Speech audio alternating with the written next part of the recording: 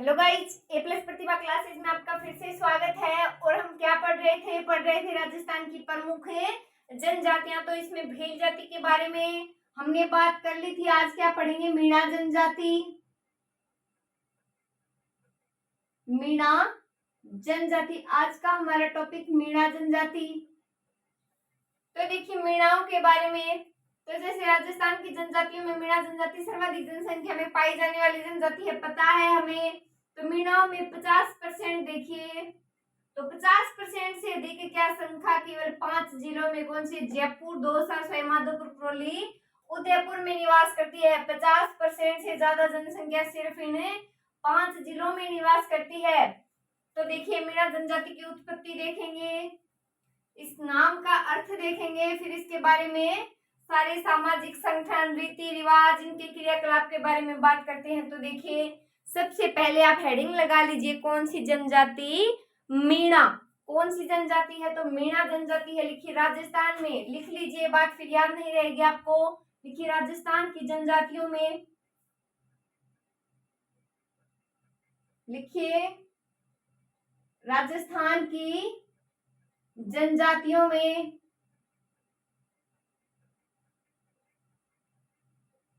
मीणा जनजाति सर्वाधिक पाई जाती है। क्या है मीणा जनजाति? सर्वाधिक पाई जाने वाली जनजाति है। लिखिए सर्वाधिक पाई जाती है। कौन सी जनजाति पाई जाती है सर्वाधिक? तो मीणा जनजाति पाई जाती है। तो लिखिए मीणाओं की 50% से अधिक संख्या, लिखिए मीणाओं की 50% से अधिक, 50% से अधिक जनजाति केवल 5 जिलों, जिले लिख लीजिए पहले, 5 जिलों, जयपुर, जयपुर में तो इन 5 जिलों में से भी सर्वाधिक जयपुर में है, तो लिख लीजिए जयपुर। देखिए सर्वाधिक, तो सर्वाधिक कहाँ? जयपुर। फिर दौसा, सवाईमाधोपुर, करौली और उदयपुर। लिखिए करौली और उदयपुर।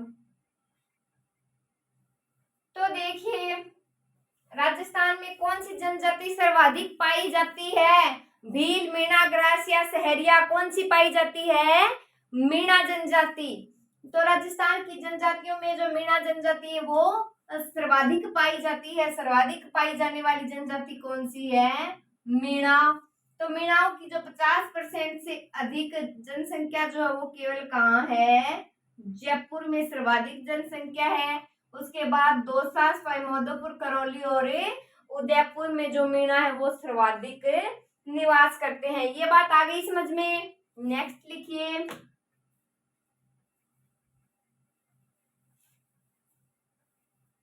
तो देखिए नेक्स्ट क्या इंपॉर्टेंट है? तो मीणा जनजाति की उत्पत्ति जो है पौराणिक आधार पर किससे मानी जाती है? मत्स्य अवतार से मानी जाती है। मत्स्य का अर्थ यानी कि मछली, क्या है? मछली से मानी गई। तो ये बात लिखेंगे। तो लिखिए मीणा जनजाति की उत्पत्ति, उत्पत्ति किससे मानी जाती है? मीन या मत्स्य अवतार से।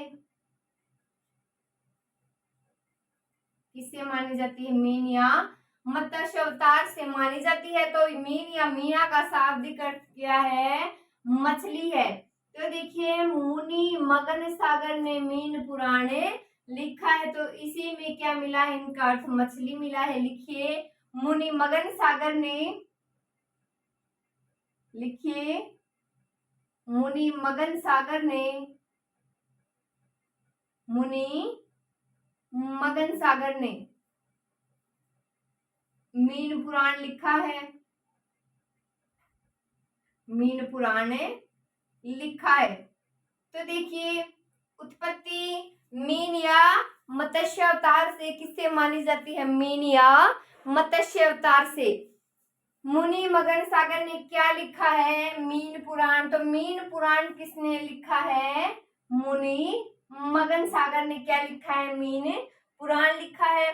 तो देखिए कर्नल जेम्स टोड के अनुसार अगर बात करें तो उन्होंने मीणाओं का मूल स्थान क्या काली खो पहाड़ी को बताया है। तो ये कहाँ फैली है? ये लगभग अजमेर से, मान लीजिए अजमेर से आगरा तक की पहाड़ी फैली है। कौन सी? काली खो पहाड़ी से मानी है। तो ये प्रसिद्ध इतिहासकार है, इनका मत हम जरूर लिखेंगे। तो ये बात नोट कर ली होगी आपने। आगे देखिए, आगे बात करते हैं इसके बारे में। तो देखिए कर्नल जेम्स टोड ने लिखे मीणाओं का मूल स्थान, लिखिए कर्नल जेम्स टोड ने,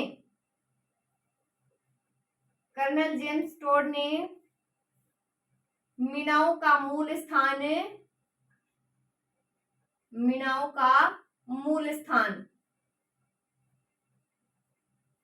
काली खो है पर्वतमाला को बताया। लिखिए काली खो है पर्वतमाला को बताया, पर्वतमाला को बताया। किसे बताया है? काली खो पर्वतमाला को बताया है। ये भी लिख लीजिए, पर्वतमाला जो अजमेर से आगरा तक फैली है। लिख लीजिए ये पर्वतमाला अजमेर से आगरा तक फैली है।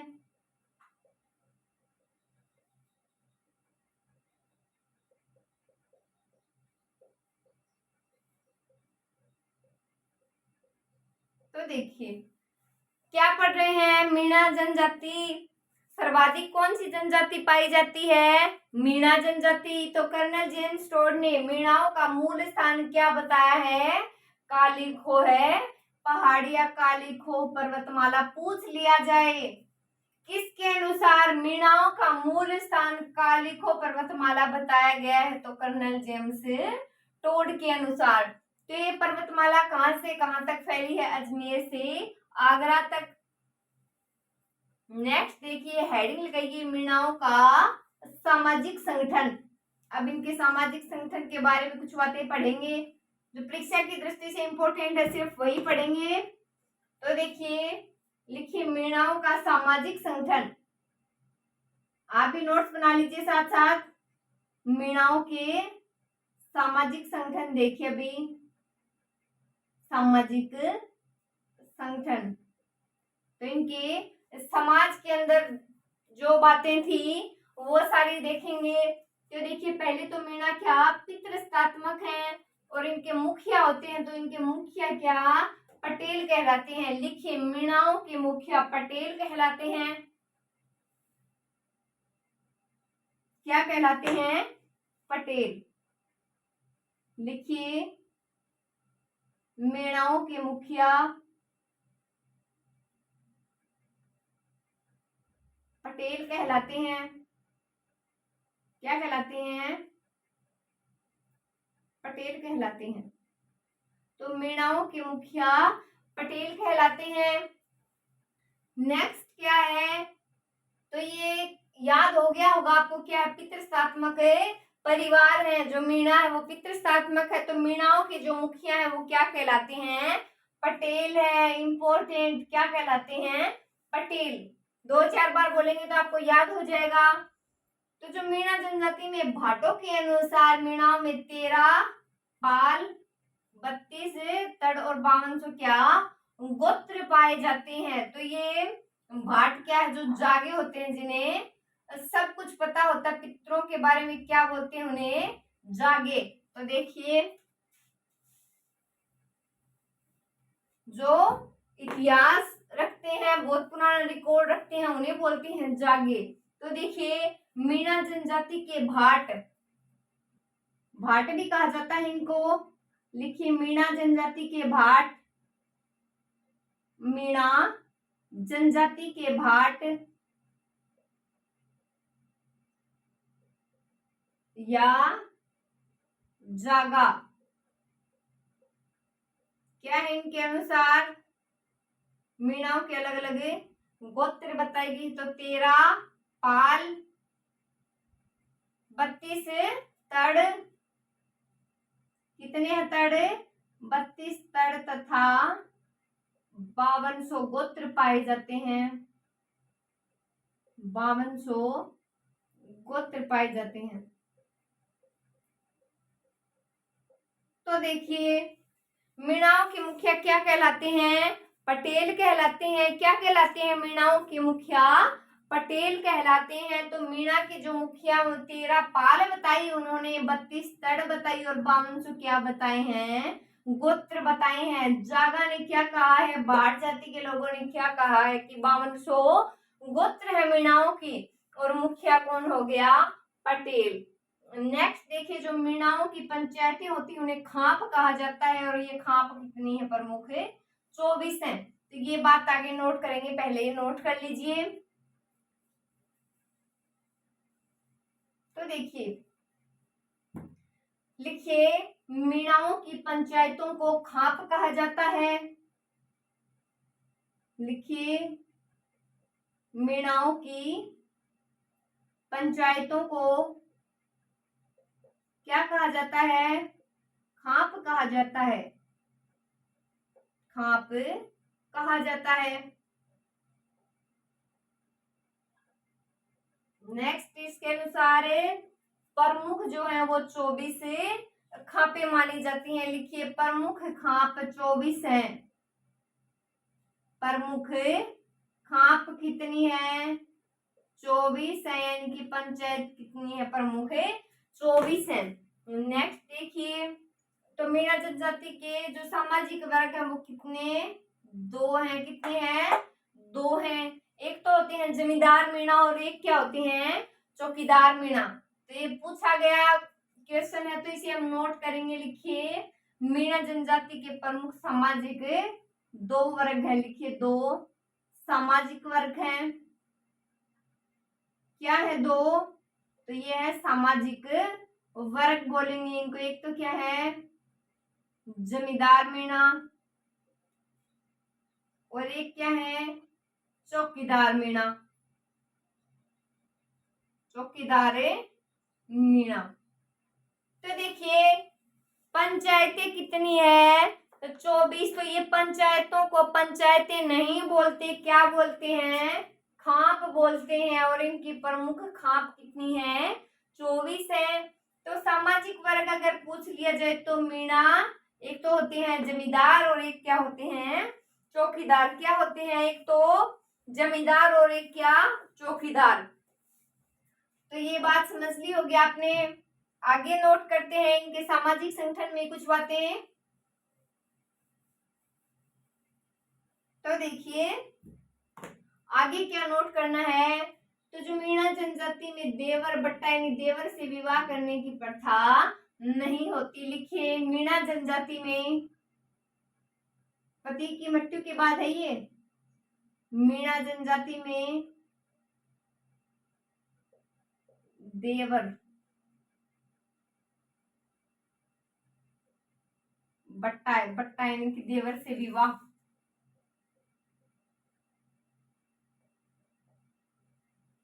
क्या नहीं की जाती?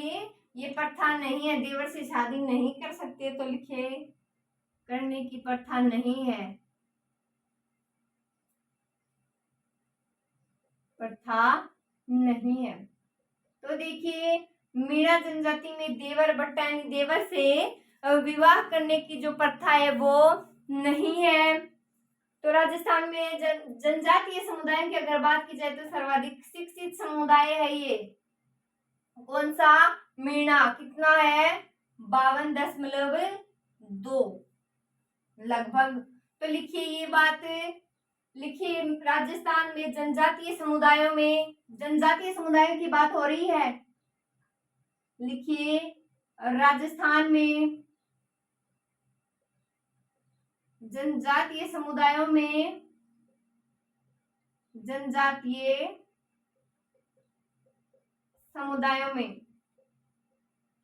सबसे शिक्षित समुदाय है। लिखिए, समुदायों में सबसे शिक्षित समुदाय है।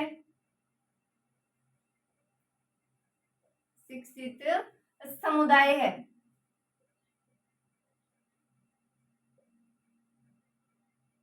परसेंट जो लिखना चाहे वो लिख सकता है 52.2%।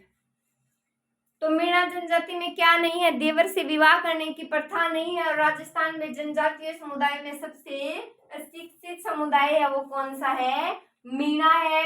कौन है, मीणा है। तो ये बात नोट कर लीजिए, फिर आगे नोट करते हैं।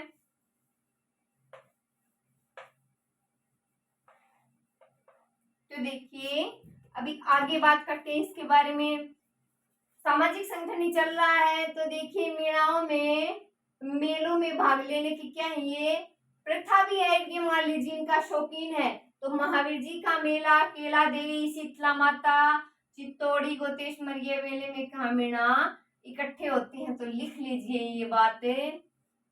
मीणा में मेलों, लिखिए मीणा में, या मीणा लोग लिख लीजिए, मेलों में भाग लेने के, मेलों में भाग लेने के शौकीन होते हैं। क्या होते हैं, मेलों में भाग लेने के शौकीन होते हैं मीणा। नेक्स्ट क्या है इसमें, महावीर जी मेला, लिखिए महावीर जी मेला, केला देवी मंदिर या केला देवी मेला, जो इनमें इंपॉर्टेंट है वही लिख रहे हैं। शीतला माता बड़वासी, लिखिए शीतला माता बड़वासी। और क्या है, चौथ का बरवाड़ा चित्तौड़ी, लिखिए चौथ का बरवाड़ा चित्तौड़ी। नेक्स्ट गोतेश्वर, गोतमेश्वर आदि मेलों में मीणा क्या है, इकट्ठे होते हैं। लिखिए मेलों में मीणा इकट्ठा होते हैं। तो देखिए मीणा लोग जो है मेलों में भाग लेने के क्या होते हैं, थोड़े शौकीन होते हैं। महावीर जी मेला, केला देवी, शीतला माता बड़वासी, चौथ का बरवाड़ा चित्तौड़ी, ये सारे क्या हैं, मेले हैं। और इनमें क्या क्या होते हैं, मीणा यहाँ इकट्ठे होते हैं, क्योंकि मीणा लोग मेलों में भाग लेने के क्या होते हैं, शौकीन होते हैं। तो नेक्स्ट लिखिए मीणाओं के रीति रिवाज, लिखिए मीणाओं के रीति रिवाज। तो इनकी रीति रिवाज देखते हैं। तो देखिए संकट के समय मीणा जनजाति क्या की कुमारी प्रथा प्रचलित है, जिसमें क्या करते हैं, मुंह पर हथेली लगाते हुए जोर जोर से चिल्लाते हैं। क्या करते हैं, चिल्लाते हैं। तो मुंह पर क्या रख लेते हैं, हाथ रख लेते हैं और जोर जोर से चिल्लाने लग जाते हैं। ये भी मीणा में क्या है, प्रथा है। तो देखिए संकट के समय में मीणा जनजाति में, लिख लीजिए संकट के समय में क्या है, मीणा जनजाति में क्या प्रचलित है, लिख लीजिए कि कुमारी, कि कुमारी, कि कुमारी प्रथा प्रचलित है। कि कुमारी प्रथा क्या है, प्रचलित है। तो जिसमें क्या करते हैं, लिख लीजिए जिसमें मुंह पर हथेली लगाते हुए जोर जोर से चिल्लाते हैं। लिखिए जिसमें मुंह पर हाथ लगाकर, हाथ लगाकर क्या करते हैं, जोर जोर से चिल्लाने लग जाते हैं।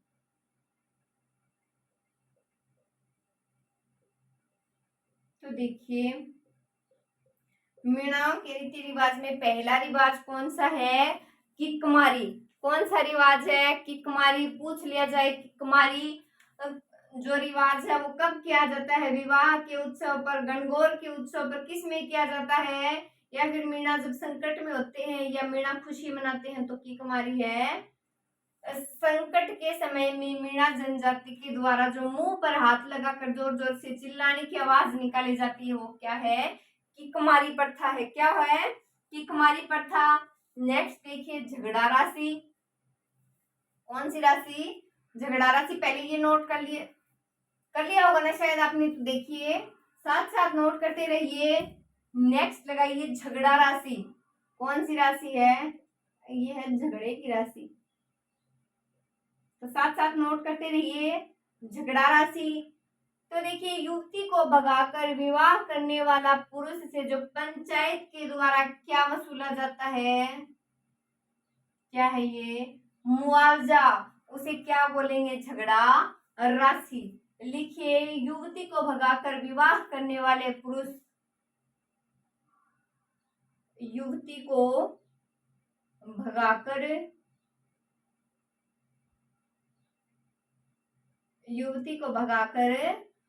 विवाह करने वाले पुरुष से, विवाह करने वाले पुरुष से पंचायत द्वारा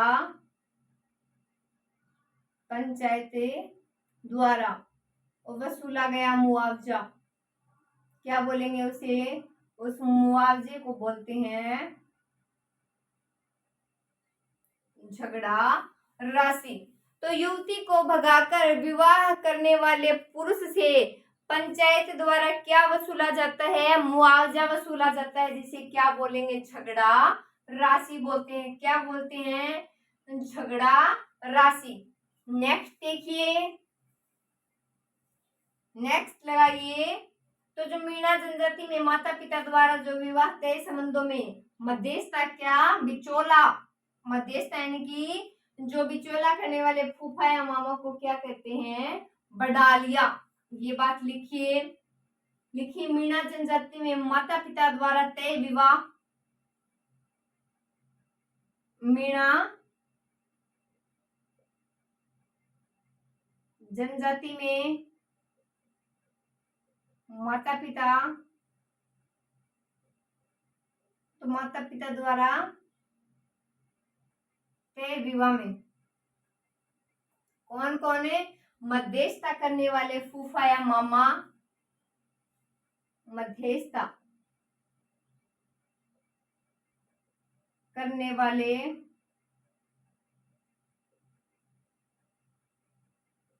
फूफा या मामा को क्या कहा जाता है?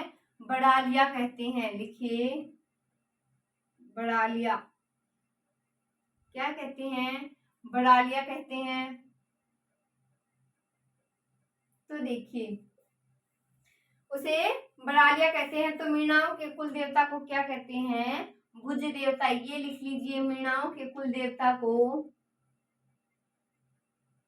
लिखिए, मीणाओं के कुल देवता को क्या कहा जाता है? भुज देवता कहते हैं। क्या कहते हैं? भुज देवता कहते हैं। तो देखिए मीणा जनजाति में माता पिता क्या करते हैं? विवाह तय करते हैं, और उस विवाह में एक मध्यस्थता करने वाले कौन? फूफा या मामा को क्या बोलते हैं? बड़ालिया कहते हैं। और मीणा के जो कुल देवता क्या हैं? क्या बोलते हैं? मीणा अपने कुल देवता को भुज देवता क्या बोलते हैं? भुज देवता। नेक्स्ट रीति रिवाज नोट करिए। एक दो और देखते हैं इसमें मोस्ट। तो देखिए जो मीणा युवक होते हैं वो गेर खेलते समय छड़ी या गेली या डिंडिया बोलते हैं, उसे क्या कहा जाता है? गेली या डिंडिया। तो लिखिए मीणा युवकों द्वारा गेर खेलने की छड़ी, मीणा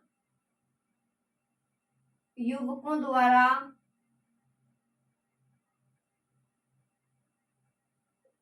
गेर खेलने की छड़ी,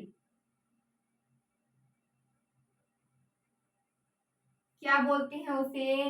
गेली या डेंडिया लिख लीजिए, गेली या डेंडिया। तो नेक्स्ट देखिए, लीला मोरिया संस्कार क्या होते हैं? तो मीणाओं में प्रचलित जो विवाह से संबंधित संस्कार होते हैं उसे क्या बोलते हैं? लीला मोरिया संस्कार। लिखिए लीला मोरिया संस्कार, लिखिए लीला मोरिया संस्कार, लीला मोरिया संस्कार। तो विवाह से संबंधित, लिखिए मीणाओं में प्रचलित विवाह से संबंधित, मीणाओं में प्रचलित विवाह से संबंधित,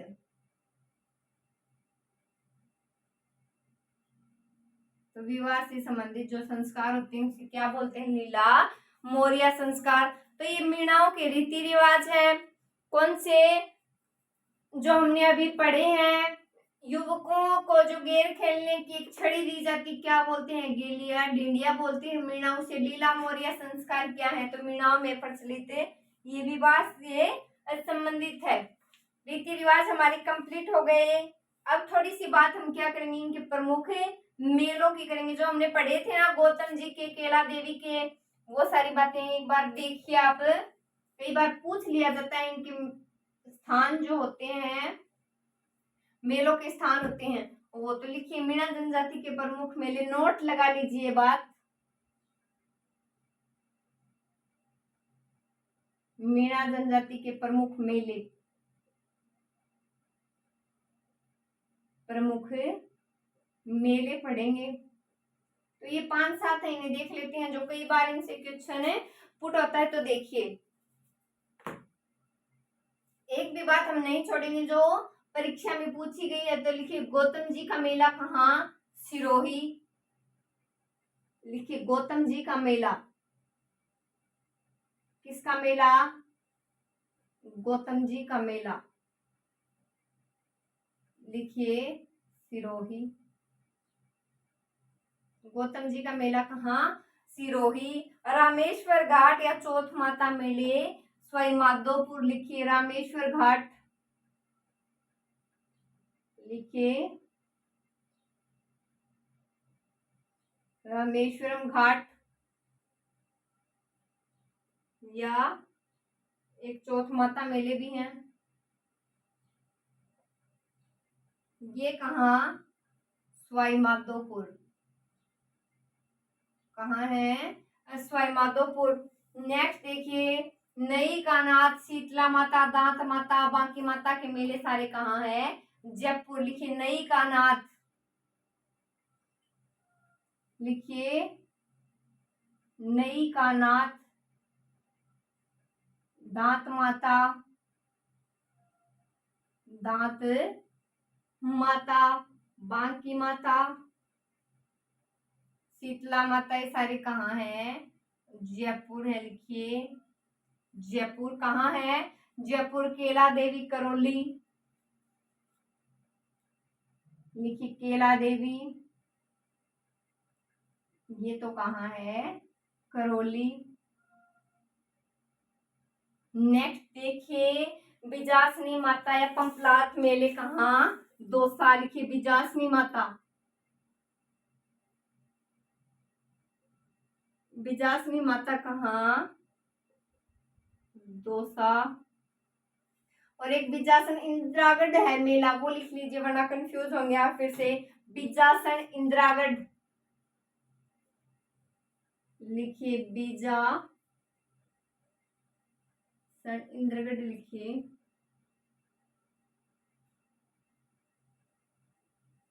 ये कहाँ है? बूंदी। तो ये मेले हैं। तो देखिए मीणाओं के प्रमुख मेले कौन कौन से हैं वो हमने पीछे पढ़ लिया था। इनके स्थान देख लीजिए थोड़े से। गौतम जी का मेला सिरोही, कहाँ?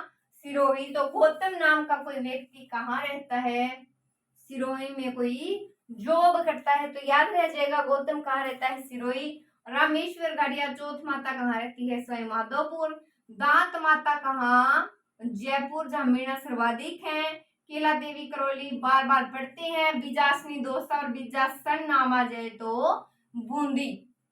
नेक्स्ट देखिए, जो आर्थिक क्रियाकलाप है उनके बारे में थोड़ी बहुत बातें और देख लेते हैं, फिर हमारे मीणा हुए कंप्लीट। तो देखिए, लगाइए हेडिंग आर्थिक क्रियाकलाप। मीणाओं के आर्थिक क्रियाकलाप कौन से? आर्थिक। इसमें सिर्फ एक तो बातें ही पढ़ेंगे जो बस परीक्षा में बार बार पूछी जाती हैं। तो मीणाओं में मुख्य व्यवसाय क्या है? खेती है, लिख लीजिए। मुख्य व्यवसाय कृषि, खेती। मुख्य व्यवसाय क्या है? खेती है। क्या है मुख्य व्यवसाय इनका? खेती। तो मीणाओं में 91% जो जनसंख्या कृषि में, 3% जो मजदूरी कर लेती है, और बच गए वो शिकार। चौकीदार मीणा पढ़े थे हमने, वो क्या करते हैं? सरकारी नौकरी। ये बात नहीं पढ़ेंगे। तो नेक्स्ट देखिए, खेती में क्या? मक्का, जो गंवार है, ज्वार है, कपास है, तंबाकू है, ये सारी चीजें बोते हैं। ये बात सिर्फ लिखेंगे। तो लिखिए खेती में मक्का, खेती में मक्का। और क्या है? ज्वार, गन्ना, कपास, तंबाकू, गेहूं, जौ, ये सारी चीजें बोते हैं।